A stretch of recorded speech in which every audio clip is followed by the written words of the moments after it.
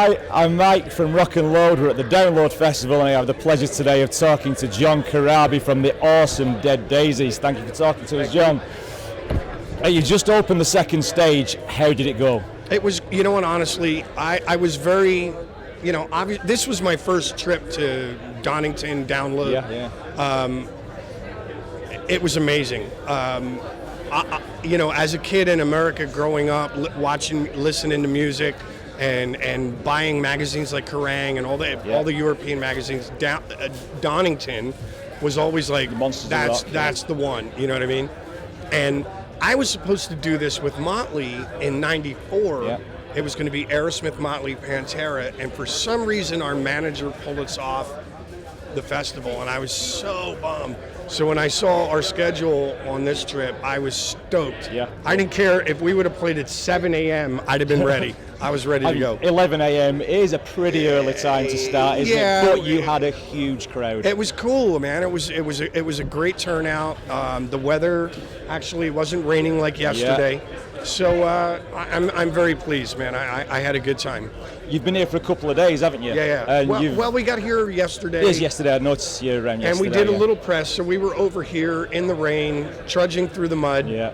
But today it was everything I could have hoped for. Yeah, it was cool. So you've got a few friends that's here as well. You've got crew playing tonight. Yes. Unfortunately, we can't. Crane yesterday. Yeah, I saw Robbie. I watched the Black Star Riders play. They're amazing. I wanted to stay and see Slash and Billy Idol, Backyard Babies, Motley, of course. They're all the bands that I'm going to watch. I know, but you know, it sucks. Tomorrow we have to.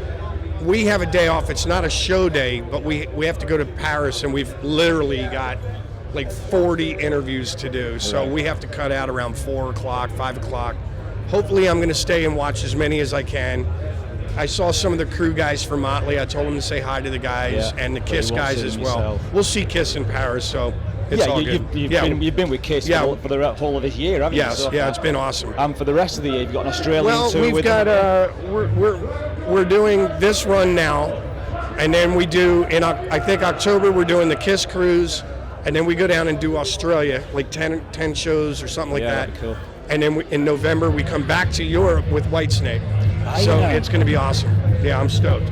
Is that the Whitesnake, Black Star Riders tour, or is it just you and Whitesnake? I don't know. I was under the impression it was just us and Whitesnake, but it could be. And either way, we're friends with all the guys in Whitesnake. We're friends with all the guys in Black Star Riders, so the more the merrier. Absolutely. Yeah, great. Dead Daisies have a new album called Revolution. Which Rock and Load gave a 5-star review, and you actually posted it on your Facebook page. Thank you so much. Last week. What are your hopes for the album? Because it was only released. You know what? I'm kind of look. We all know, and not to be weird. As a musician, I sit down. I try to write the best songs I can. I go into the studio. I try to record them the best I can, mix them, master them, whatever. And then you give them to somebody else and hope they do the best job that they can. And, a lot of the records that I've done in the past, I'm still very proud of musically. Rightly so, yeah. Maybe some of them fell short of the mark, whatever, but it is what it is, So I don't really have any expectations. I feel that the band that I'm in right now, we delivered a great record. But I'll tell you, like, all of the press that I've been doing has been overwhelmingly positive. Yeah. And if it translates to the public embracing it, then awesome. You know what I mean? Personally, one of my favourite all-time albums, one of my top 3 albums is 8 Life Grand by Slash's Snake Pit. And Revolution, I think, is the nearest thing that's come close to that album for me. It's got that Sunset Strip, LA sound. Now, is that the one with Dover, or is that the one after? It's the second one. The second. They had a different singer then, right? It's Rod Jackson. Yeah. Yeah, your voice is very similar to his, and I think that's what comes across on the album. Cool. It sounds excellent. Your voice just sounds, it does, it's awesome. You know what, at the end of the day, too, like, it was so easy writing this record. We literally wrote, recorded, mixed, and mastered, and did the artwork. 17 songs. We only have 13 on the record. but we did 17 songs in 30 days. Wow. So these guys, there's, Wow. it was weird, like the talent that's here with Marco, Richard, Dizzy, Brian Tishy, Tommy Clufettos, like all these cats, like David Lowy, we'll go in, and even if I'm singing a melody that I'm like, I don't know if it's totally there, Marco will come in and go, wait, hold on, let me just try this, and then he'll sing a harmony on it, and I'm like, that's it. Yeah. Like the two voices together, it works. So it's been very easy. I was going to mention that to you. It's the first time I've obviously seen you sing with Marco. You harmonise so well together. And you know what? The thing with this band is the entire time we were doing the record, especially Richard and I, we would go back to our rooms at night after working, and then we would go on YouTube, and we would find, like, I'd find an old video clip, like a rare video of Deep Purple in Stockholm, Sweden, or he found this amazing video, a live concert of Grand Funk Railroad in Madison Square Garden in 1971. So we were constantly sending each other all these links to watch the shit. And when we were doing the harmonies, we were sitting there going, it's so cool, because with my voice and then Marco's voice, not that it's the same as, but it's similar to what Coverdale and Glenn Hughes had going. You know what I mean? And that we were like, yes. And again, this is awesome. totally different voices, but complement each they other very well. complement each other. So it's been very, very cool. You know what I mean? It's been awesome. Yeah. Tell us about the title, Revolution. You spent some time in Cuba, didn't you? Is it associated with that? Well, a little bit. You know, obviously, because of the history of Cuba, we went down there, and they've been pretty much cut off from the world as far as music goes, like rock and roll. I mean, they have their own music scene there that's brilliant. Yeah. But for another band to come there and play, nobody does it. Nobody. So when we got there, they were so jacked about us being there. The reception was amazing. Everybody was amazing to us. And we just sat there and we thought about, for a lack of a better term, the purity of their excitement. You know what I mean? Yeah. It's not about MTV. It's not about radio. It's not about. They just love the music.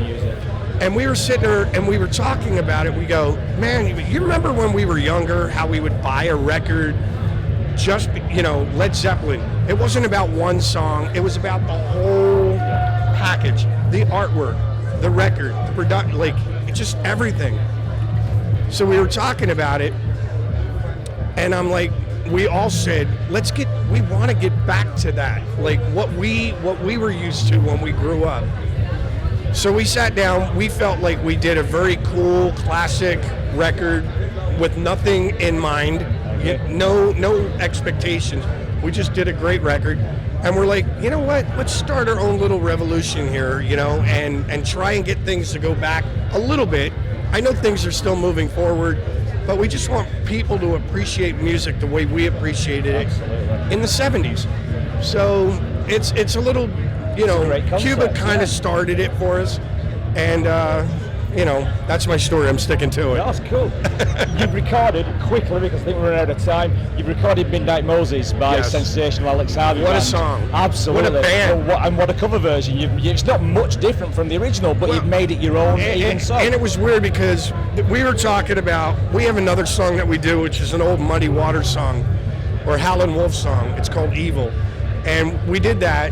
And I was saying, man, I've always wanted to do this sensational Alex Harvey band. A couple of the guys knew who Alex Harvey was, some didn't. So I played them a video, and they were like, wow. So we did it in Cuba. Right.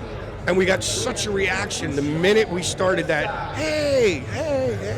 The audience. Yeah. Good single. We're like, you know what? Let's record this. Let's do this one as well. And it's weird because I'm very good friends with Chris Glenn. He just came to see us. Lovely guy. I think it was in Prague. He came to see us there, and so we did a video. Most of it was filmed in Cuba. Right. Zal, the guitar player, he got a hold of it and he posted it on his Facebook page. And now I've been corresponding with him and Richard, our guitar player. So we said, man, if we ever get to Scotland, you guys got to come up and do this with us. It would just be an honor. It's such a great band. So is that going to happen? I would hope so. I don't know. Like Chris, we talked to Chris the other day. Marco just handed him the bass. He's like, if you want to come up and play it right now, I'd be cool with it. Yeah. But he's like, no, let me, let's get together. We'll sound check it, and then so he may come to one of the next few shows and jump up with us. But I'd like to do it in Scotland with Chris and Zal. Yeah, set him up a rig and just go. I think it'd be fun. That'd be brilliant. I'm afraid we're running out of time, John. I could talk to you all day. I know. But you've got loads more to do. I could as well. So it's been a pleasure talking to you, John. Thank you very much, and we'll see you soon. See ya. Rock and roll.